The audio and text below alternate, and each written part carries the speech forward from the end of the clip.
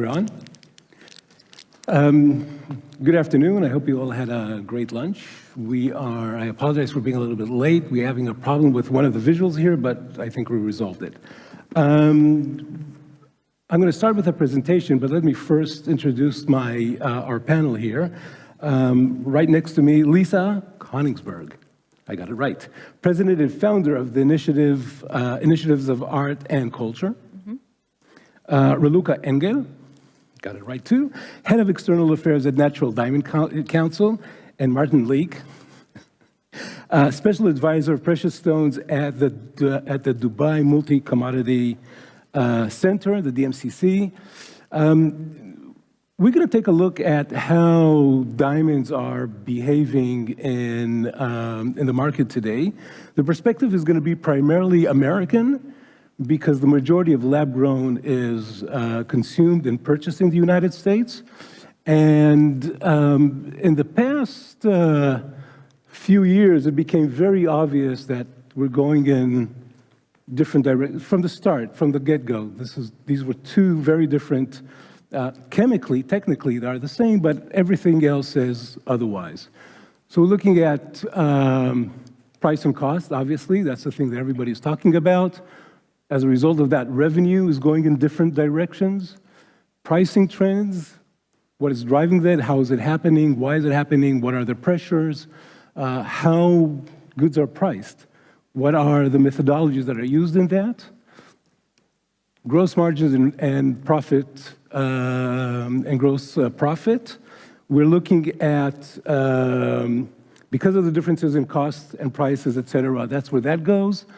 Consumer demographics is, in many ways, the most important component and what's driving this bifurcation of this industry. Marketing is different. Demand drives are different, primarily because the demographics differ so much. So naturally, with everything being so different, it would have been a surprise if they would have taken the same trajectory, and they're not. So let's take a look at, we'll start with something fairly simple. This is a measure of unit sales in the United States the past 4.5 years. And I think in many ways it won't surprise you. These peaks are December, these smaller peaks are February and May. Mother's Day, Valentine's Day and Mother's Day, and they are kind of repeated to a limited degree with lab-grown, but let's just look at lab-grown alone for a moment. And I think you'll find that this to be very telling. So it starts slow. This is COVID, this is the lockdown, this is March of 2020. But if you look at this trend, you see that there is a pickup. Up until now, it was kind of flattish, but there is a pickup that started, and it really took off during 21. After that, and this is kind of, a series of straight lines. This changes. So instead of being something that early adapters would buy almost and disconnect from other events because they're buying it because it's cool, it's nice, it's new, it's different, it's a departure from the usual, all of a sudden they go back to this behavior that we see with natural, right? Let's go back to natural for a moment. You see all these are happening because of buying occasions, all these ups and downs. And they repeat themselves because the jewelry industry in general is a very cyclical business. So it wasn't until a couple of years ago when the lab-grown sector kind of departed, left the area of being early adopters or the early seed stage of a new product and became, pardon the word, normalized. By the way, we're looking at unit sales, but this is the same kind of behavior that we see in terms of revenue. That being said, so this is the big first departure that we're seeing from between the two.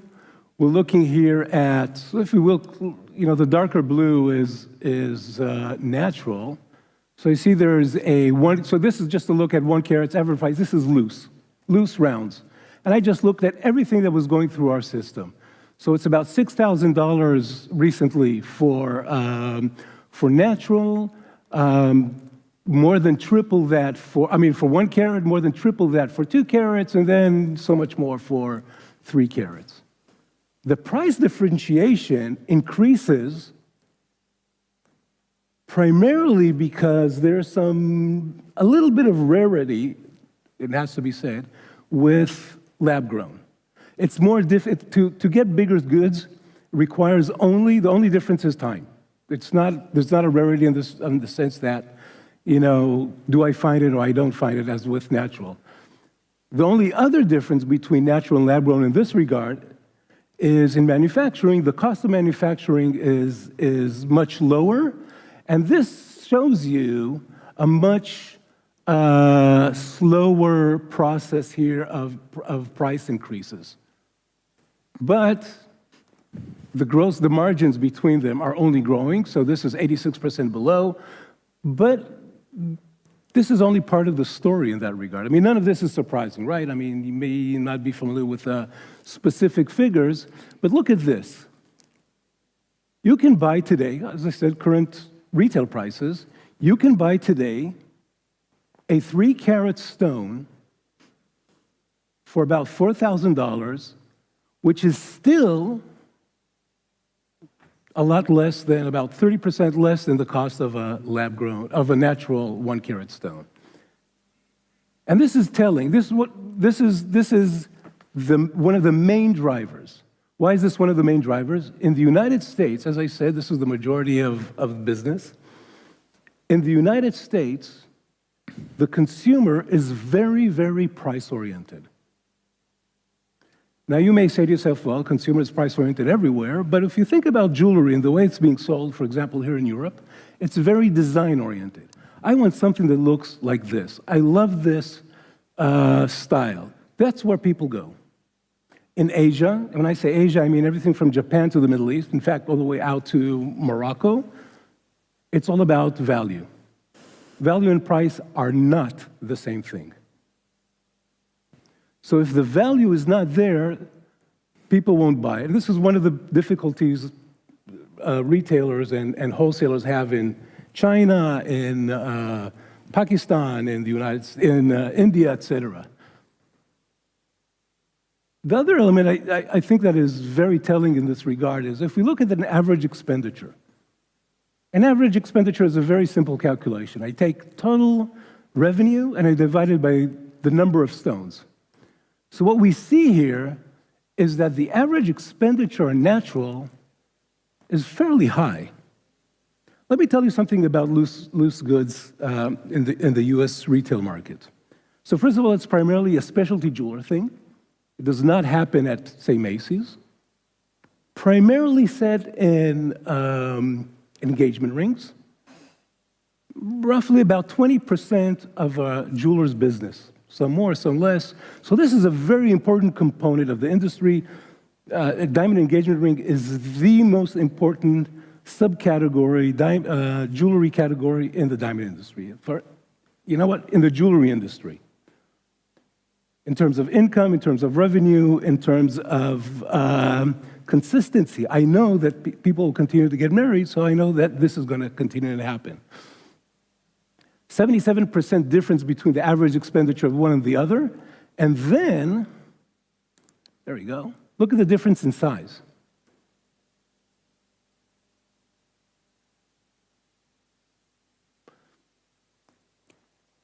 If you follow the American market closely, if you're a wholesaler that sells diamonds, you know that the typical loose diamond, natural, that an American retailer purchases, I see a retailer in the crowd, at least one, is about, for decades, it was about 1 carat. Am I wrong? I am wrong? No, it is right. Usually just below 1 carat because you can get a slightly lower price. But now we are at a much higher average. The real average is around 130 something. So this is just for, by average expenditure, we get 140. But what we're seeing is, and this is part of the discussion we're going to have in a minute, there's an interplay between lab-grown and natural. One of the things that lab-grown pricing allows a consumer to do is spend a little bit less, but get a bigger diamond.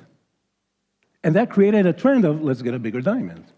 So where we are right now is that the natural business is actually benefiting from the presence, in this regard, from the presence of lab-grown in the market. 2 carats is the standard. We're seeing right now that 3 carats, we're talking here VSs, so this is high quality, high color, EFG color items. This is where this market is going, and it's only increasing. If I go too fast, I just want to leave time for my panel. So if I go too fast, slow me down. So what are we looking here in terms of what's happening with natural diamond? And I just want to do a quick comparison. So diamond engagement ring sales year over year, so this is revenue, is down a little bit. Average transaction value is up. Why? Bigger diamonds. Market share, so this is for the first half of 24, 54%. This is measuring units. I can tell you that a couple of nights ago, I got the data for August. It's already 50, market share versus lab-grown is already down to 52. In other words, the trajectory is that pretty soon, probably by the end of the year, we're going to look at a 50-50 sort of market for diamond engagement rings. Primarily diamond engagement, this is what's driving it. If we look at lab-grown, so sales value is up just a smidget, but sales unit is up dramatically. And the big difference just comes from the difference in pricing, because a lot more units are being sold, and obviously the price is down. Average transaction value, almost down 20%. It depends on what is it exactly that you're measuring. On average, we're looking at 18%. This is not the loose. Loose is down even more. So this is one area that is, keep this number in mind. I'm going to touch on this in a moment. Let's look at the entire market. So a number of trends to notice. You see that unit sales are constantly rising. This is already a little bit higher. For August, this is about 14.5, nearing 15%. Value, notice the value is almost always, the average, this is share, right? Is always higher than units. In other words, if you look at the general population that takes advantage of lab-grown, they're willing to spend a little bit more, which is very surprising because if prices are declining and it's not such a big product, the United States is about 14%, as we said, is market share. But now, prices are, so the rate of price declines is such that the increase in the average, in the number of units sold is not catching up with this. So now this is already equal to this, and once again, I looked at August numbers, it's already a little bit lower. But if we look only at diamond engagement rings, and we'll treat diamond engagement rings as a universe that includes 2 products, one is natural, the other one is lab-grown, look what happens over here. So first of all, well, there's a constant increase in demand. So as I said, this is at around 48% right now. But value is constantly below.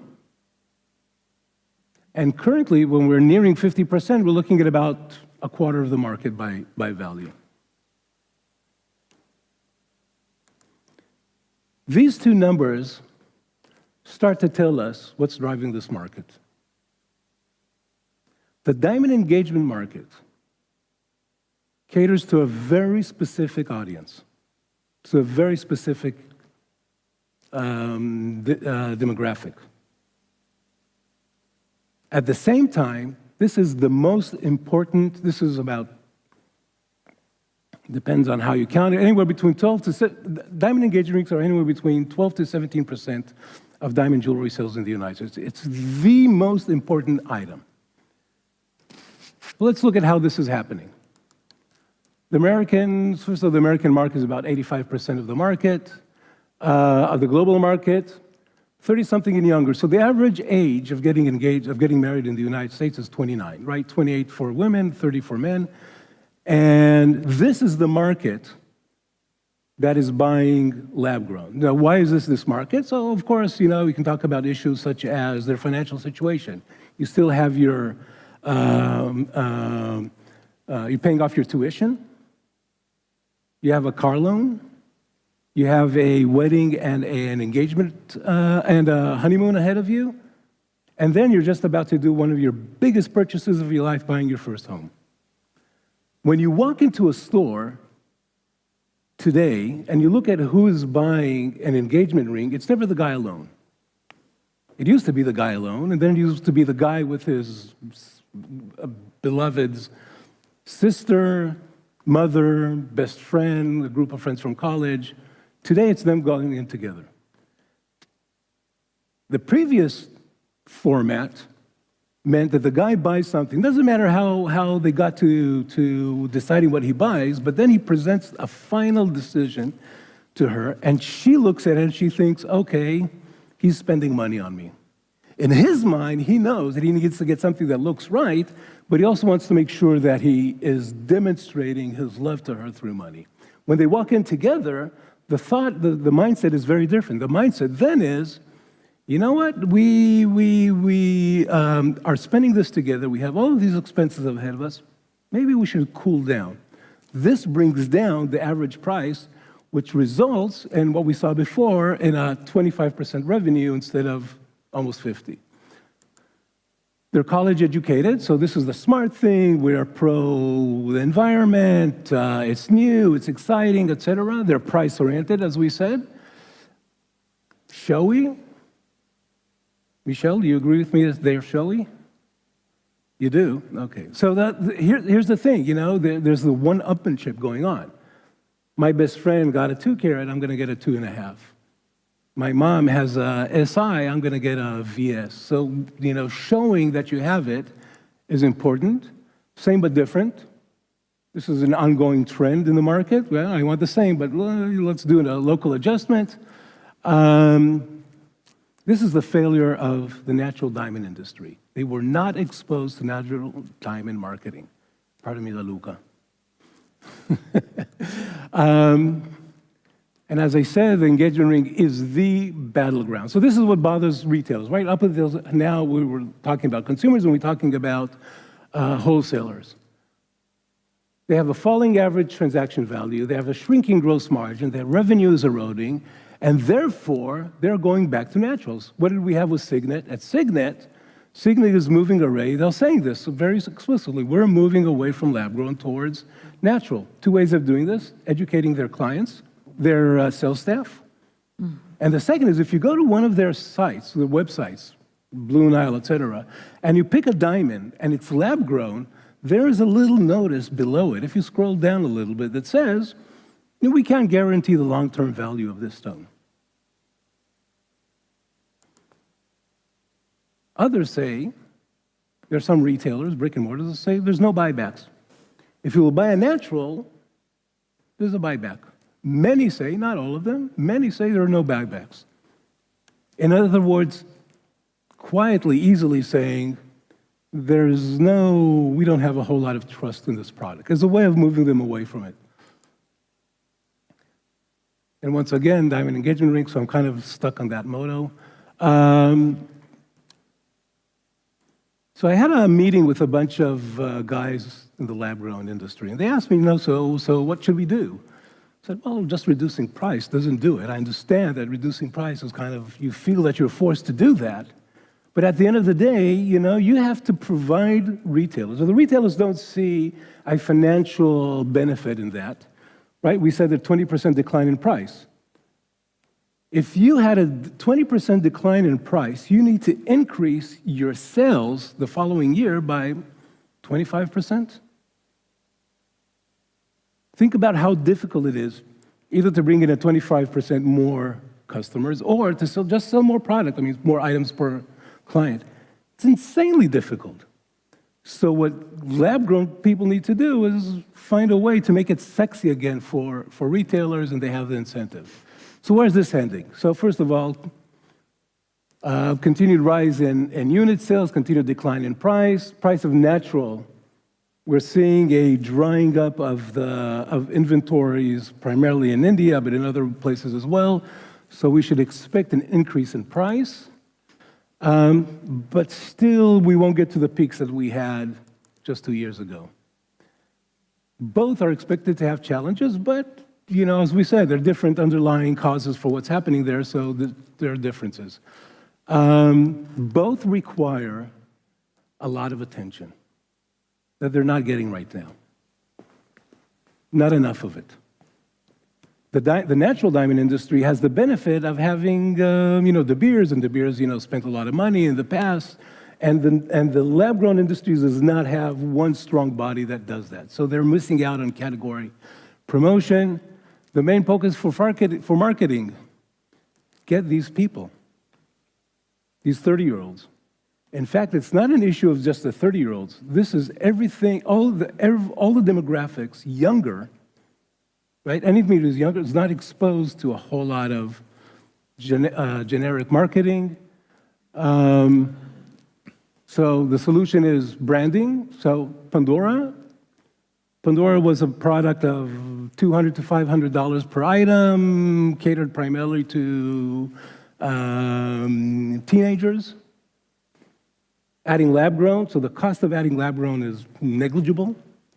But now they have a product that sells from $1,000 to $2,500. So their gross margin leaped. Pandora in general, think about what they do. Well-made, well-designed. They change design frequently. So I see my daughter, she walks into a Pandora store, it's like, Dad, we gotta buy this. It's like, why do we have to? Let's think about it. It's like, no. We're gonna come back in a few days, it's gonna be gone. So even my 15-year-old, almost 16-year-old, knows that Pandora constantly changes their inventory. So this is something and plus the demographics are a lot older. For natural, I think long-term we should be high-end, high-price, rare, aspirational. Otherwise, it's going to be difficult to compete with lab-grown. C'est tout. Here we have, thank you. I'm going to start with Martin, if I may. So you're sitting at the DMCC. We spoke earlier, you said that about 4% of diamonds that come through, can we talk about this? Yep, it's public number. About 4% of diamonds that come through Dubai, import and export. By value. Per year. By value per year. So our figures for 2023. Yes. $1.6 billion of lab-grown diamonds, which is a 126% increase. Mm-hmm. That's import and export of rough and polished lab-grown. To compare that to natural diamonds, we have about $38 billion of imported and exported rough and polished natural diamonds. So it's about 4%. About 4%. Of the business, yeah. So looking at that and looking at the market, and you've been in the market for many years, what do you think is the perspective in the midstream at these two products? Are they at odds? I mean, is there a competition going on there? Are they eating at each other's territory? So, obviously it's nice to try to create an environment of us versus them. Every story needs good drama. But the way I see it is and the word I like to use is co-opetition, where we look for a common enemy between the two different industries. If we have it us versus them and we start throwing mud, everyone's going to get dirty. That's not going to benefit anybody in the jewelry business. So look for opportunities to collaborate and also compete. Competition is good. Competition drives innovation. We can't be too complacent. One thing we need to understand about the lab-grown industry is it's a technology business. and it will evolve like a technology business. And maybe it will open up new markets for people who are driven by the desire for technology and the younger generation. But later on in life may have bought into the diamond dream and may choose to upgrade. So I don't see it as, for me, the common enemy, I've described this a lot before, the common enemy is when you choose to get married is because it's so confusing to buy a diamond and a piece of diamond jewelry, you go and spend the money on a honeymoon.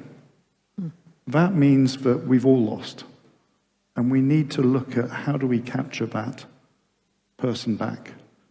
And it may be that they want to start off with lab grown and then they'll upgrade to natural. It may be that, you know, that area is an opportunity for us to work together. So not us versus them, but combined. We're in the jewelry industry. You started your answer by saying co-opetition. So cooperation and competition, but it needs to be... Yeah, I mean, co-opetition is a word in the economic language. It comes out of game theory. It's not a zero-sum game. Mm-hmm. It's looking at what you can both benefit from whilst competing at the same time. How do you collaborate and how do you compete? We see it in other industries, the car industry, the pharmaceutical industry, for example, where people pull together to see how you can make general advances overall.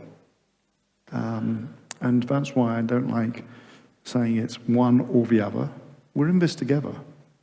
So we need to look at how do we capture that market share for the jewelry business, because that's where it's all driven from.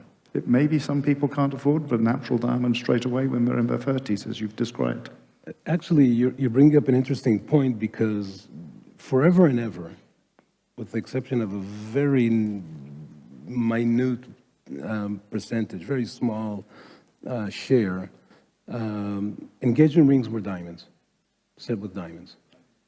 In the past 5 years, we're seeing that this is slowly declining. So if it was 99.5%, it declined to 98% share.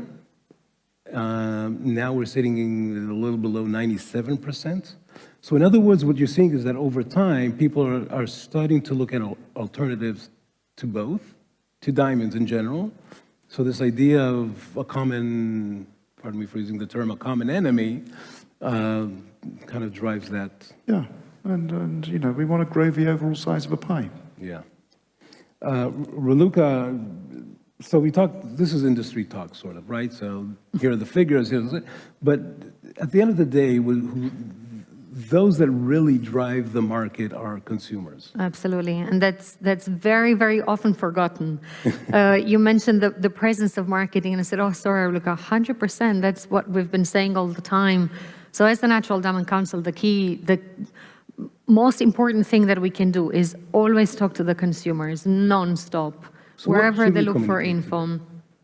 We need investment, further investment in this category marketing for natural diamonds. So natural diamonds are immediately the synonym with the most versatile luxury gemstone, the oldest stone you'll ever touch, older than some of our stars. So this is the message that never needs to be forgotten, or sorry, I'll rephrase that, should never be forgotten by any consumers. And we can see from all of our focus groups, we can see that consumers absolutely love diamonds. We can see how they engage with our content.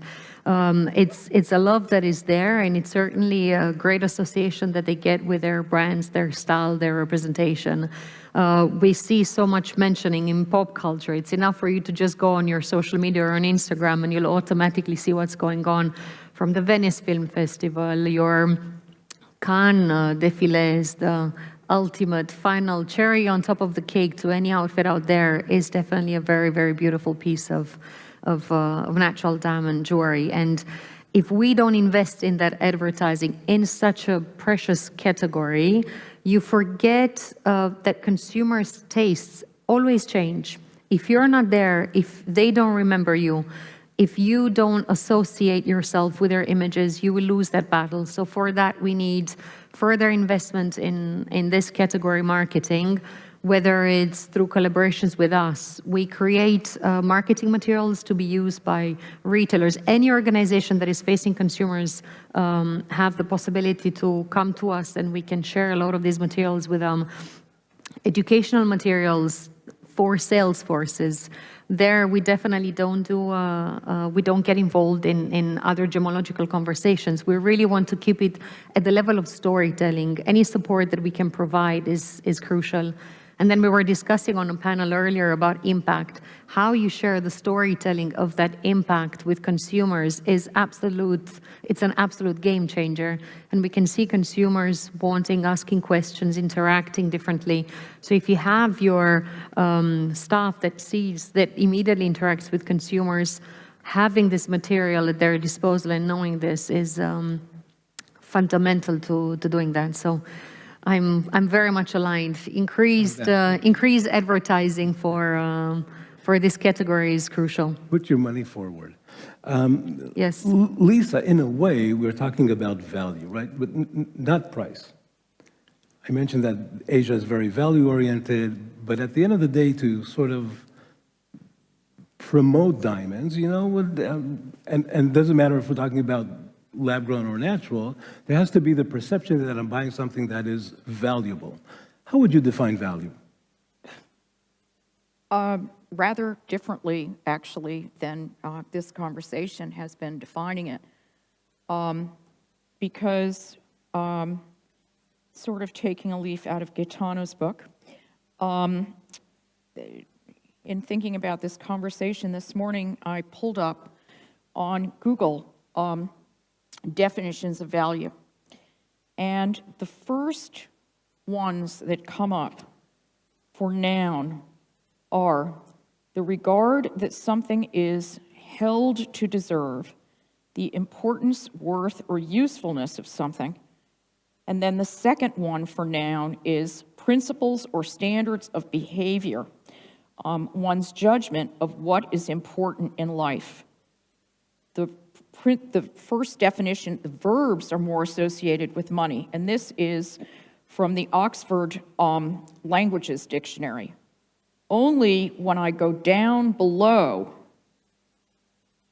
to a subordinate definition is value, definition of, and meaning, the monetary worth of something, the market price.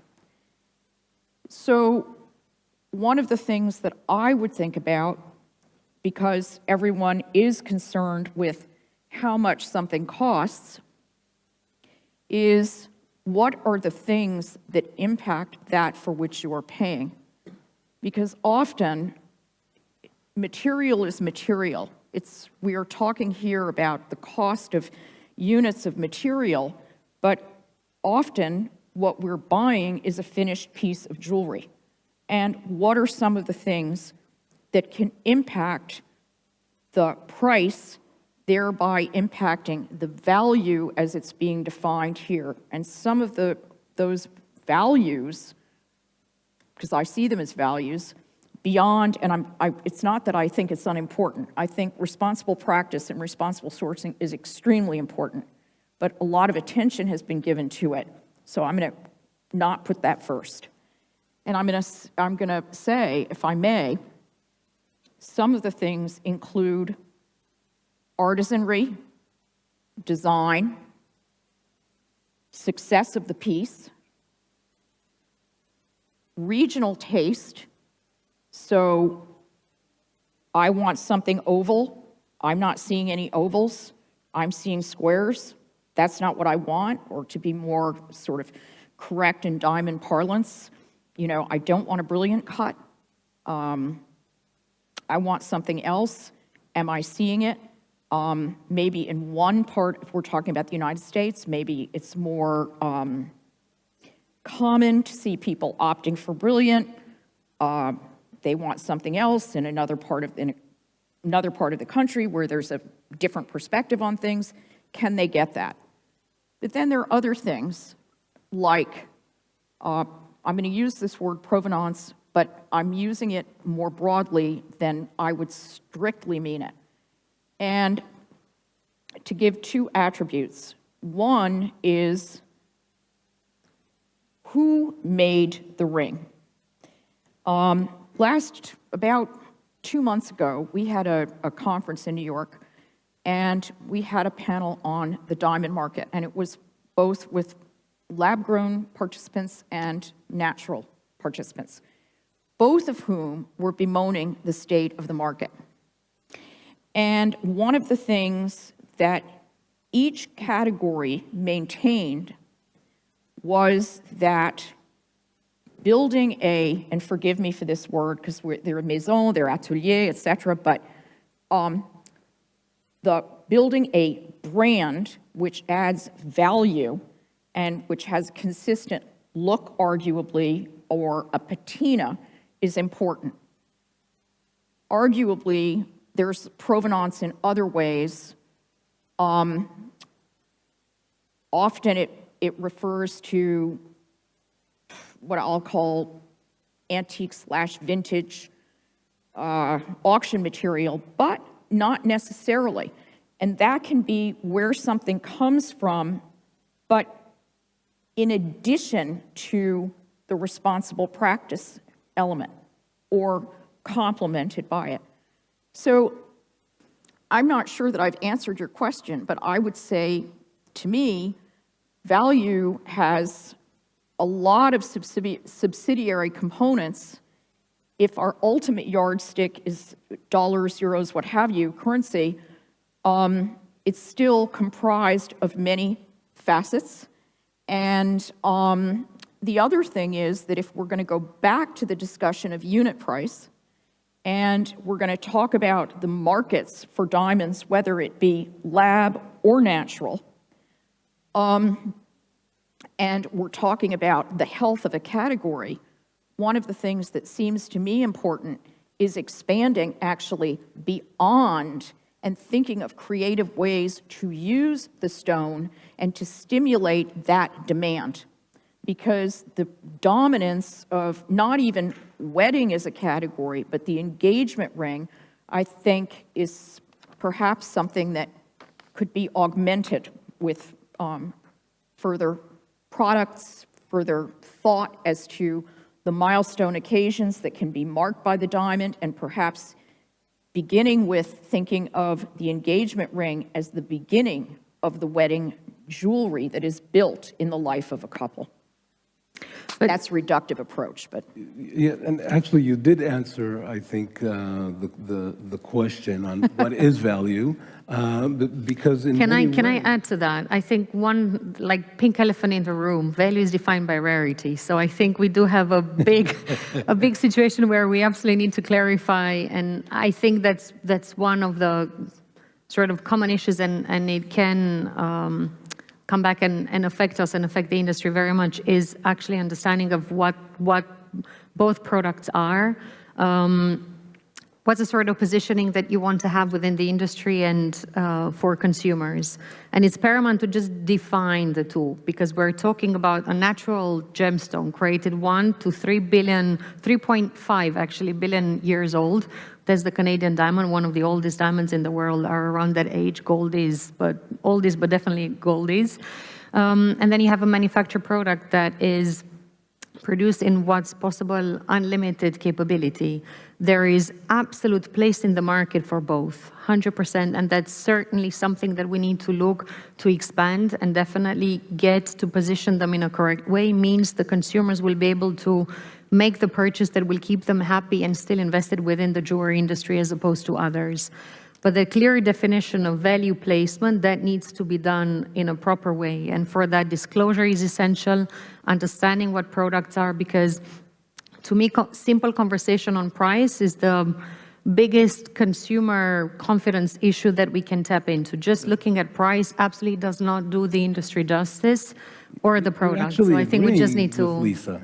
yeah. very much. We have to go beyond. And The other thing I want, in response to what Raluca was saying, or to add perhaps to it, is that this concept of rare, meaning the age, etc., versus the opposite would be non-rare. There are attributed values. So rare may be scarce, rare may be natural, rare may be born of time. Those are attributes. Those things may all attract somebody. One may be more attractive to somebody. Just as the flip side, which would be going into what you referred to earlier and spoke about, is the greenwashing element, if you will. Something is or isn't more responsible.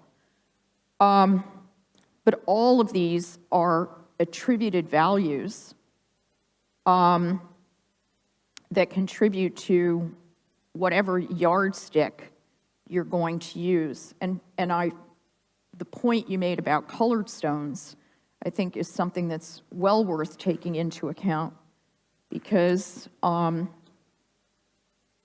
yore, engagement rings were often colored, or wedding rings, and that's something else to look at. Absolutely. And with a whole different set of issues, including emotive power that's different with color than with quote-unquote white, which, yes, is a color, but... I got to admit that I have a, I'm not sure where we're seeing more and more color stones in engagement rings. Part of it has to do with, let's depart from the old, right, from the diamonds, but there's also, if you look at the way, if you look at textile designs, right, clothing, you see that in the last few years we have a lot more color.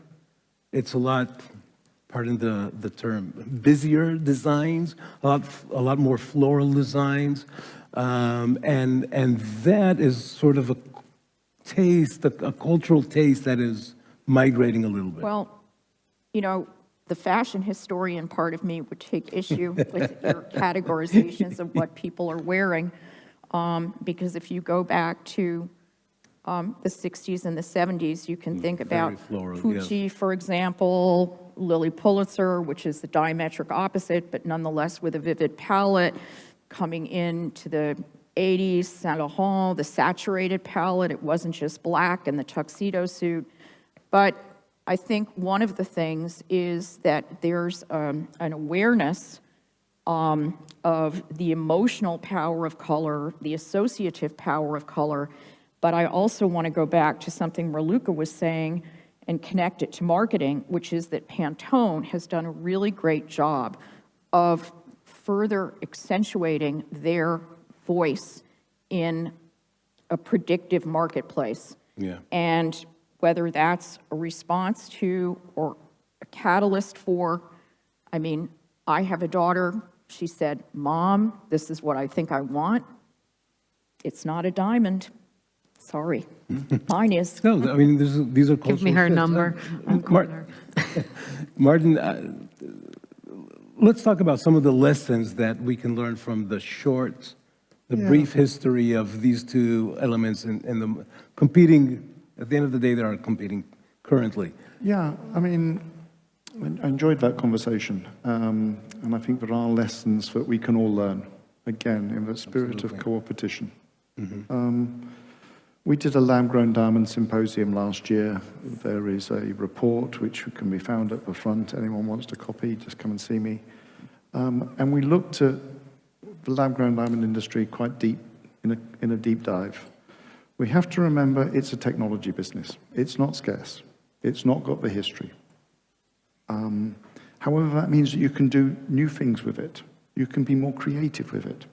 You can cut a hole in it and make it a ring completely out of diamond. You could never do that out of a natural diamond. There is a jewelry manufacturer that took lab-grown and just drilled the hole through, ran a string through it, and now it's a necklace. You can do more bespoke things with it. Yes. Yeah, because you can't do that with natural diamonds because of the cost incurrences of it. The other thing which we really drill down into is, because it's a technology play, move away from component selling. What do I mean by component selling?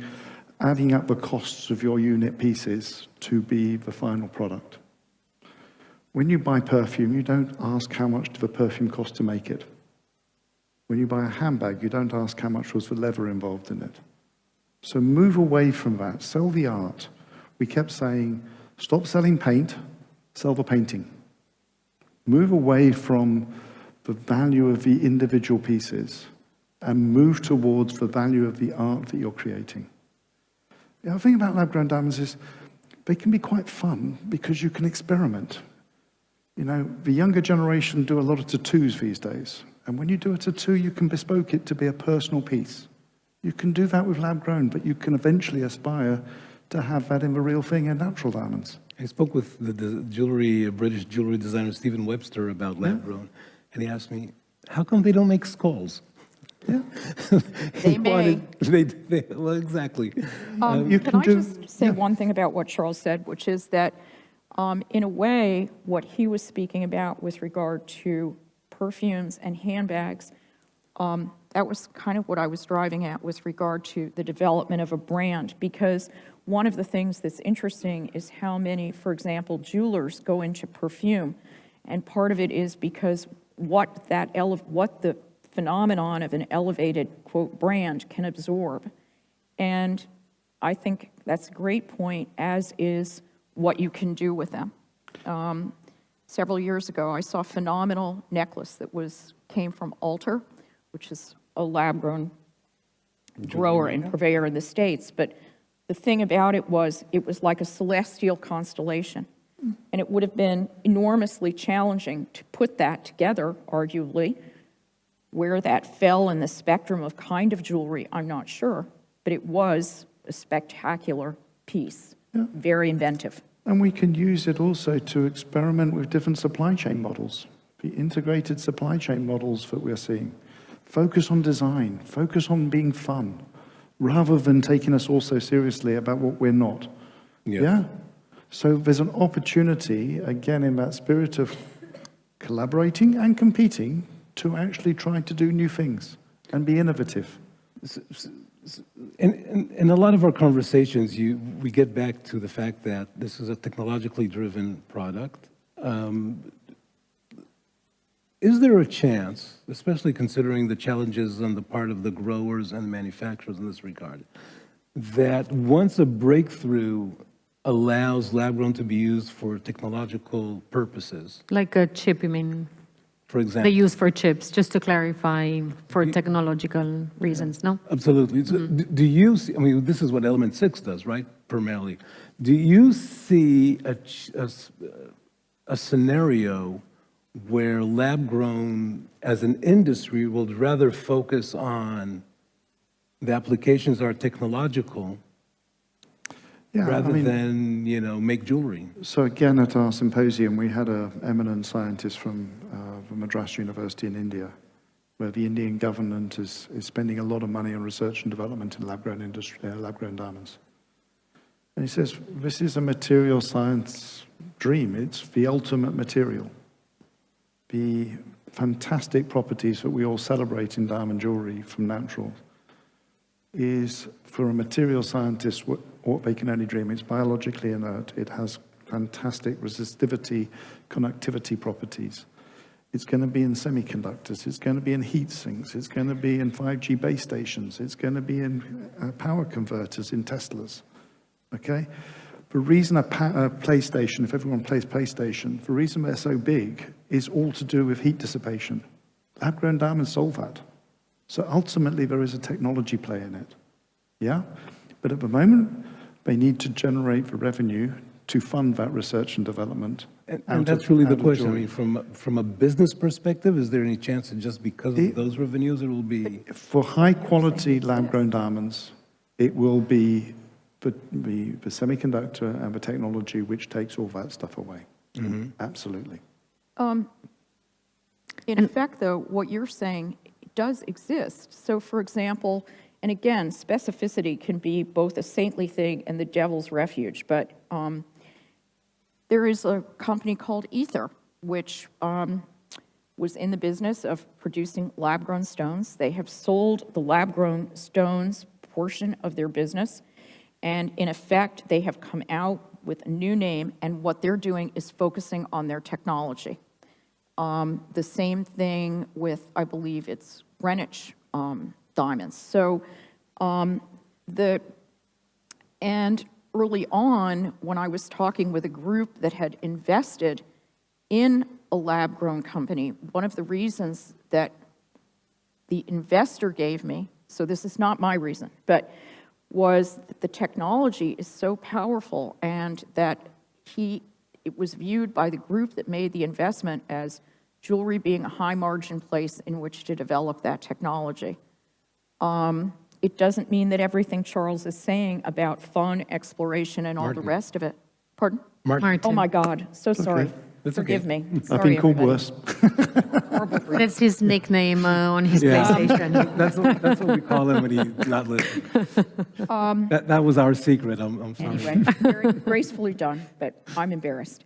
But it doesn't mean that a lot of what he isn't saying, but that's not the case. But I think you're already seeing this. Yes. The incredible applicability and the fact that that's being employed, and the shift in where some of these companies are putting some of their energy. Yes. Well, I think one of the biggest issues that growers are facing is that today they are not, as a standalone, it's not a viable business anymore. Partially, it has to do with the fact that their, as a share of revenue of their top line is in R&D is so large. I mean, it's anywhere between 15 to 20%. That's killing their business. So their ability to get to that holy grail of technological applications that still don't, the interesting ones, the heat sinks, don't exist today yet. But so let me, because we are at the very tail end, in a sentence or two, can you, each one of you, tell me where do you think the market will be? This is the question I always get, so I need, please feed me. What will the market be in 5 years from now for each of these? Who wants to take the first stab? Martin, you. I'll do that. I think the industry, and I'm talking the industry holistically, lab-grown and natural, is at a very interesting point in its trajectory. We talk about the different challenges and the stress and the pressure that the industry's in. And I think we need to take a step back and look at it, which is what we're going to be doing in Dubai in November.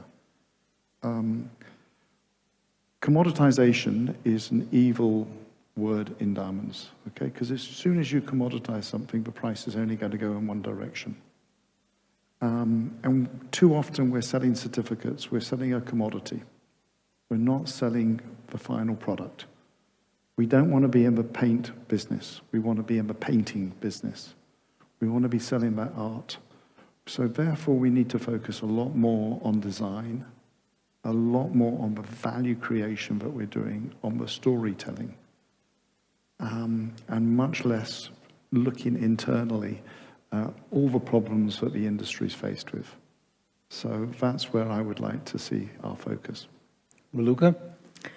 Natural diamonds, top choice in all consumers' minds with regards to other discretionary products. So above experiences, traveling, other accessories, definitely the most versatile accessory, the forever companion of all the moments that you want to gladly talk to your friends and family about. That's the place for natural diamonds if we all invest properly in advertising. Lisa, your thoughts? What I would hope is that we would see a world in which artisanry, craft, and design are celebrated as complements for responsible practice and sourcing, and that we gave a leg up to the marriage of creative vision and responsible practice on the one hand, so that would be the natural, and on the other hand, that we encouraged creativity, and both in terms of design, but also in terms of use with regard to lab-grown. So I would see them almost as two different worlds, if you will, each of which exploring, but also I would love to see so many more uses for diamonds than, if you will, not simply, it's not a bad thing, but than being confined primarily to the engagement ring. So that's what I would hope to see. What we will see, this is a conservative industry, but I hope we will see those things. Actually, it's a very good, so I'm thinking, what would I say after you? And one of the first things I would like to say, and it's kind of a cliche in the market, I'd like to see a lot more creativity, right? That's always the call. Lab grown gives that opportunity, and maybe that's part of the niche that it will fill in the future. But I would like to see really a lot more investment in, it's another term that I hate, educating the consumer. Every time I open the newspaper, a website, a news site, and there's an article about the diamond industry, I always make a point of reading the comments. And the amount of comments that are derogatory, and De Beers is controlling the market, lab grown is crap, this is, I mean, a lot of people are saying with a lot of conviction things that we know that are just not true. And I think that there's a lot of uprooting we need to do. We need to take a lot of this out to make it a lot easier to reach value, creativity, and move the entire product forward. But Edahn, I think that education of the consumer absolutely comes from within the industry, and this is where you have intentional It's the industry's action. responsibility. Absolutely. Be fair, be clear, absolutely be proud of the product that you're representing. You're representing that's aligned to you. Be happy with whatever you're putting out there on the market, but be fair and definitely be transparent. That's the only way you can get those Well, one of the questions that I consumers well have here that educated. we didn't get to is the bashing. Does it hurt the industry? Is it so obviously it's not. Yeah, I'm absolutely the biggest fan for a race to the top, not a race to the bottom. So Yeah. I think, you know, you can only Morally. absolutely, it's instrumental. You talk about the things that you can control, you improve the experiences that you can improve, that you do that yourself, but for me, it's the lack of appropriate disclosure that is a massive problem in this moment, and Absolutely. it is distracting from various opportunities, for sure. They're out there. I always say, when you advertise a vegetarian restaurant, you don't advertise it by saying what we don't do. Yeah, you advertise it for what it represents, for value, okay? So we need to focus on the benefit that all this does to all the communities involved in it. Yeah. The other thing is that if you're talking about the consumer, we always say, what is the consumer saying? And then we say the consumer needs more education. How do we reconcile those things?